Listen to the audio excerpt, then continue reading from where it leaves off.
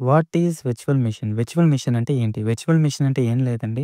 మన ఏదైతే కంప్యూటర్ అనేది మన దగ్గర ఉందో, సో, ఆ కంప్యూటర్‌నే మనం వర్చువల్‌గా ఒక క్లౌడ్‌లో క్రియేట్ చేసినట్టయితే, దానిని వర్చువల్ మిషన్ అని చెప్పేసి క్రియేట్ చేస్తాం. ఓకే.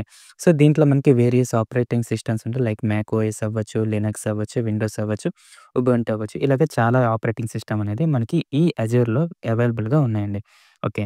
సో, దీన్ని మనం డెఫినిషన్ పరంగా చూస్తే an Azure Virtual Machine is a cloud based on demand computing resource that allows you to run applications and workloads in Microsoft's Azure cloud.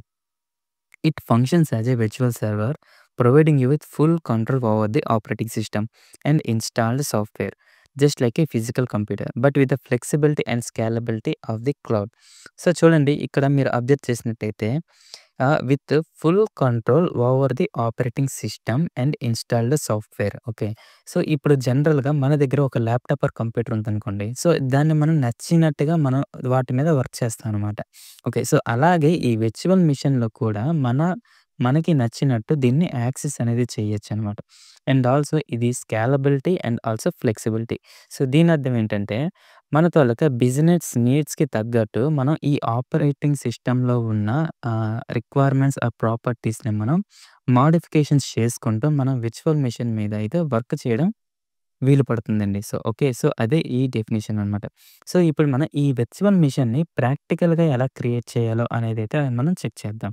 So, ఈ home పేజ్‌లో మనం లెఫ్ట్ సైడ్ ఆప్షన్ క్లిక్ చేస్తే మనకి virtual మిషన్‌ని choose చేసుకుంటాం. So, ఇక్కడ మనం create మీద క్లిక్ చేసి ఫస్ట్ ఆప్షన్ అయితే చూజ్ చేసుకుంటామండి. Azure virtual machine. Okay.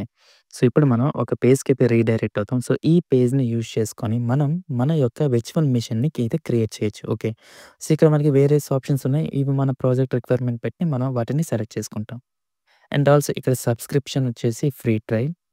And also resource group వచ్చేసి మనం ఆల్రెడీ ప్రీవియస్‌గా క్రియేట్ చేసిన రిసోర్స్ గ్రూప్ యూజ్ చేయొచ్చు. ఆర్ ఎల్స్ మనం కొత్త రిసోర్స్ గ్రూప్ అయితే కూడా క్రియేట్ చేసుకోవచ్చండి. Okay. It depends on our requirement. But right now నేను ప్రీవియస్ క్రియేట్ చేసిన రిసోర్స్ గ్రూప్ అయితే యూజ్ చేస్తున్నా. సో, మీకు కావాలంటే క్రియేట్ న్యూ మీద క్లిక్ చేసి న్యూ రిసోర్స్ గ్రూప్ అయితే మీరైతే క్రియేట్ చేసుకోవచ్చు. అండ్ ఆల్సో వర్చువల్ మిషన్ నేమ్‌గా నేను క్లౌడ్ VM01 అయితే ఇస్తానండి. సో, మీరు మీ వర్చువల్ మిషన్ నేమ్‌ని మీకు నచ్చినట్టు ఇవ్వచ్చు. అండ్ ఆల్సో మనకిక్కడ బాటమ్‌లో రీజన్ ఉంది కదా! సో, ఈ రీజన్ అనేది మనం ఉన్న అవైలబిలిటీ జోన్ బట్టి ఇచ్చుకోవాలి. సో, రైట్ నౌ మనది ఆసియా పసిఫిక్ సౌత్ ఇండియా కదా! సో, నేనైతే అది ఇచ్చాను. And also availability options. So, ఇక్కడ మనకి బై డిఫాల్ట్ ఉన్నాయి కదా! సర్వీస్ టైప్, సెక్యూరిటీ టైప్ కూడా. సో, ఇవి అలానే ఉంచేస్తామండి. ఇవైతే మనం ఏం మోడిఫికేషన్ చేయం. సో, ఇక్కడ చూడండి నో ఇన్‌ఫ్రాస్ట్రక్చర్ రిడెండెన్సీ రిక్వైర్డ్ ఉంది కదా! సో, అదే మనం చూజ్ చేసుకుంటే రిమైనింగ్ జస్ట్ మనం వదిలేస్తాం అనమాట. సో, వాటితో మనకి సంబంధం లేదు. అండ్ ఆల్సో సెక్యూరిటీ టైప్ వచ్చేసి ట్రస్టెడ్ లాంచ్ వర్చువల్ మిషన్ అయితే చూజ్ చేసుకుంటాం by default. And also image ఉంది కదా! ఈ ఇమేజ్ అంటే ఏం కాదండి. మనం ఏదైతే ఆపరేటింగ్ సిస్టమ్‌ని యూజ్ చేయాలనుకుంటున్నామో, ఆ ఆపరేటింగ్ సిస్టమ్‌ని ఇక్కడ మనం ఇమేజ్ అని కాల్ చేస్తాం అనమాట. Okay. So, right now by default Ubuntu ఉంది కదా! సో, నేనేం చేస్తానంటే విండోస్ ఆపరేటింగ్ సిస్టమ్‌ని సెలెక్ట్ చేసుకుంటానండి. సో, ఐ మీన్ విండోస్ ఇమేజ్‌ని అయితే సెలెక్ట్ చేసుకున్నాను. That 2016 data centre. So, okay. So, అదైతే నేను చూజ్ చేసుకుంటాను. అండ్ ఆల్సో వీఎం ఆర్కిటెక్చర్ వచ్చేసి 64 bit.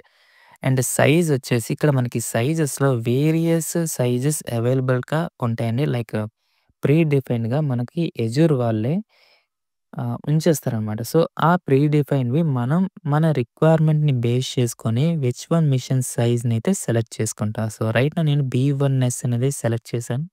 Remaining VM sizes check చేసినట్టయితే సో, చూడండి ఇక్కడ మనకి వేరియస్ వీఎం సైజెస్ ఉన్నాయి. అండ్ ఆల్సో మనకిక్కడ వాటి తాలూకా డిస్క్ సైజు, ర్యాము, వర్చువల్ సీపీయూస్ ఇవన్నీ మన తాలూకా ప్రాజెక్ట్ రిక్వైర్మెంట్‌ని బట్టి మనం ఈ వర్చువల్ మిషన్ సైజ్ సెలెక్ట్ చేయడం జరుగుతుంది. ఓకే. సో, చూడండి ఎఫ్ సిరీస్, డి సిరీస్, ఇలాగ మనకి వేరియస్ వి సైజెస్ ఆప్షన్స్ అయితే ఉన్నాయి. ఓకే. అండ్ ఆల్సో మన వీటి యొక్క హవర్లీ బేస్డ్ ప్రైజెస్ లిస్ట్ కూడా ఉంటుందండి. ఓకే. చూడండి ఇక్కడ మనకి కాస్ట్ పర్ మంత్ 7,008 ఇలాగ మనకి అమౌంట్ అనేది ఉంటుంది. It depends on the virtual machine size. So, right now నేను B1S సెలెక్ట్ చేస్తాను. ఎందుకంటే అది ఫ్రీ సర్వీస్ ఎలిజిబుల్ అనమాట. సో, మనది ఫ్రీ ట్రయల్ కాబట్టి అది మనం సెలెక్ట్ చేసుకుంటాం. B1S okay. గుర్తుపెట్టుకోండి B1S. ఇప్పుడు మనం స్క్రోల్ డౌన్ చేసినట్టే మనం అడ్మినిస్ట్రేటర్ అకౌంట్ కాబట్టి మనం యూజర్ నేమ్, పాస్వర్డ్ అనేదైతే మనం క్రియేట్ చేసుకోవాలి. ఎందుకంటే మనం ఆర్‌డిపిని యూజ్ చేస్తాం కదా విండోస్‌కి. సో, మన యూజర్ నేమ్, పాస్వర్డ్ అనేది మస్ట్ అండ్ షుడ్ అనమాట. ఓకే. సో, ఇది మన ఓన్‌గా యూజర్ నేమ్ ఏదైనా ఇవ్వచ్చు. పలానా అదే ఇవ్వాలని చెప్పేసి రూల్ ఏం లేదు. So, user name, password enter చేసిన తర్వాత స్క్రోల్ డౌన్ చేస్తే మనకి ఇన్‌బౌండ్ పోర్ట్ రూల్స్ అనేది ఆప్షన్స్ అయితే ఉంటాయి. సో, ఇక్కడ మనం మన ఇమేజ్‌ని బేస్ చేసుకొని పోర్ట్‌నయితే సెలెక్ట్ చేయడం జరుగుతుంది. సో, రైట్ నౌ మన ఇమేజ్ వచ్చేసి విండోస్ కదా! సో, విండోస్ కాబట్టి నేనైతే ఆర్‌డిపినైతే సెలెక్ట్ చేశాను. ఓకే. సో, ఇప్పుడు మనకి అజూర్ క్లౌడ్‌లో ఆర్‌డిపి కాకుండా వేరియస్ పోర్ట్స్ అనేవి అవైలబుల్‌గా ఉంటాయండి. సో, అవేంటంటే హెచ్‌టిపి, ఎస్‌హెచ్‌హెచ్ ఇలా వేరియస్ ఆప్షన్స్ అయితే ఉంటాయి. సో, ఇక్కడ మనం ఆర్‌డిపినైతే సెలెక్ట్ చేసుకుంటాం. So, all traffic from the internet will be blocked by default. You will be able to change inbound port rules in the VM networking page. Networking పేజ్‌లో మన యొక్క inbound rules అనేవి change చేయొచ్చనమాట. Okay. So, ఇప్పుడు నేనొచ్చేసి disc. ఈ పేజ్‌లో మనకు చూడండి various options అయితే ఉన్నాయి కదా! సో, ఇక్కడ మనం డిస్క్ సైజ్‌ని ఆర్ఎల్స్ డిస్క్ టైప్‌ని మన బేస్డ్ ఆన్ అవర్ రిక్వైర్మెంట్ మనమైతే మోడిఫై చేయొచ్చనమాట. ఓకే. సో, డిస్క్ సైజ్ వచ్చేసి ఇక్కడ ఏముంది 127 జీబీ అనేది ఉంది కదా! డిఫాల్ట్‌గా. సో, అది అలానే ఉంచేసి డిస్క్ టైప్ ఏముంది premium SSD locally redundant storage ఉంది కదా! సో, అది అలానే ఉంచేస్తామండి. ఓకే. సో, ఇంక మనం డ్రాప్ డౌన్ మీద క్లిక్ చేసి రిమైనింగ్ ఎస్ఎస్‌డీస్ ఏమున్నాయో చెక్ చేద్దాం. సో, స్టాండర్డ్ ఎస్ఎస్‌డీ ఉంది. అండ్ ఆల్సో స్టాండర్డ్ హెచ్‌డిడి ఉంది. బట్ మనమైతే ప్రీమియం ఎస్ఎస్‌డీనైతే చూజ్ చేసుకుంటాం. ఎందుకంటే it is best for production and performance sensitive workloads అనమాట. Okay. So, that's why we are selecting that. And ఇంకా కొంచెం మనం స్క్రోల్ డౌన్ చేస్తే మనకి data disk for cloud VM 01లో create and attach a new disk అనేది option అయితే ఉంది. సో, ఇక్కడ ఏంటంటే మనకి అడిషనల్‌గా ఏదైనా డిస్క్ కావాలంటే ఈ ఆప్షన్‌ని సెలెక్ట్ చేసుకొని మనం డిస్క్‌నైతే యాడ్ చేసుకోవచ్చనమాట. ఓకే.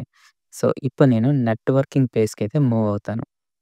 నెట్వర్కింగ్. సో, ఈ నెట్వర్కింగ్ పేజ్‌లో మనం ప్రీవియస్‌గా మన దగ్గరున్న వర్చువల్ నెట్వర్క్‌నైతే ఇవ్వచ్చు. ఆర్ ఎల్స్ మనం కొత్తగా వర్చువల్ నెట్వర్క్‌ని కూడా క్రియేట్ చేయొచ్చనమాట. బట్ రైట్ నౌ నేను ప్రీవియస్‌గా ఏదైతే వర్చువల్ నెట్వర్క్ మనం క్రియేట్ చేసామో అదే యూజ్ చేస్తానండి.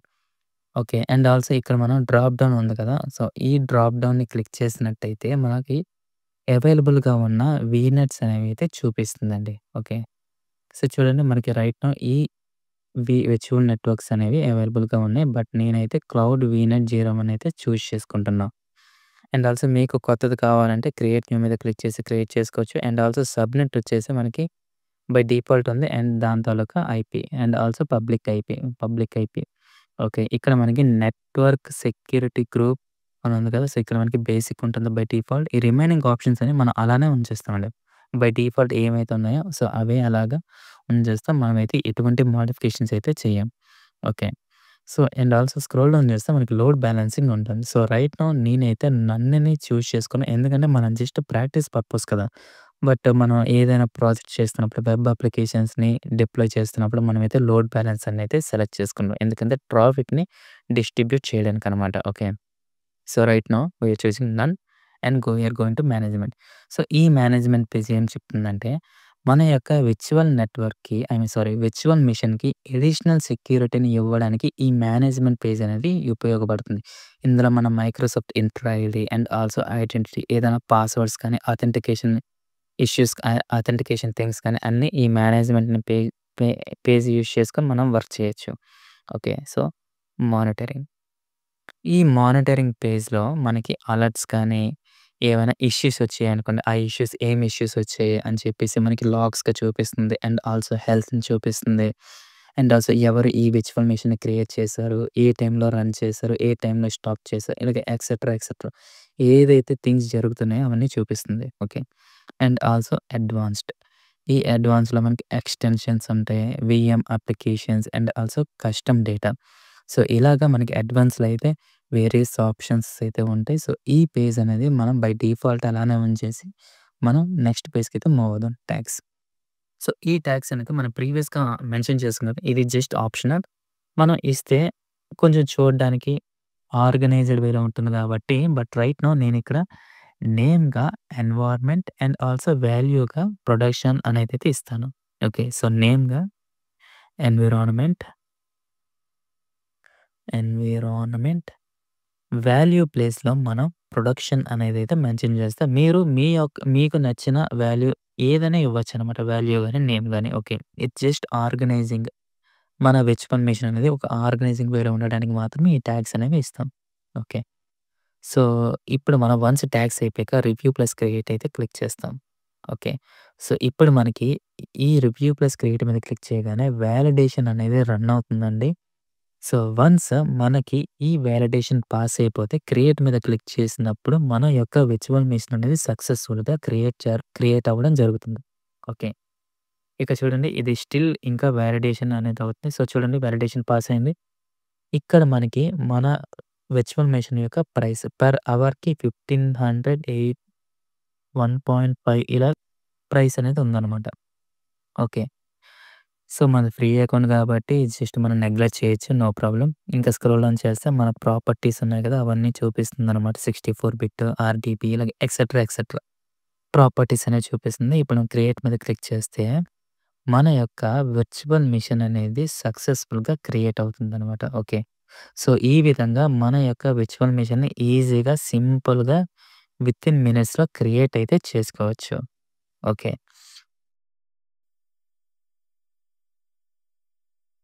సో, చూడండి మన డిప్లాయ్‌మెంట్ అనేది కంప్లీట్ అయిపోయింది. సో, ఇక్కడ మనకి డిప్లాయ్‌మెంట్ నేము, ఇప్పుడు మనం రిసోర్స్ క్లిక్ చేసినట్టయితే, మన ఈ విర్చువల్ మెషిన్‌లో ఏ రిసోర్సెస్ ఉన్నాయో అవన్నీ మనకి one by one, one by one ఈ ఓవర్ వ్యూ పేజ్‌లో అయితే చూడొచ్చు.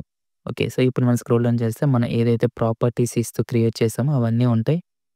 సో, ఈ విధంగా మనం ఓవర్ వ్యూ ప్లేస్‌లో ఆల్ డీటెయిల్స్‌నైతే చెక్ చేయొచ్చు. ఓకే.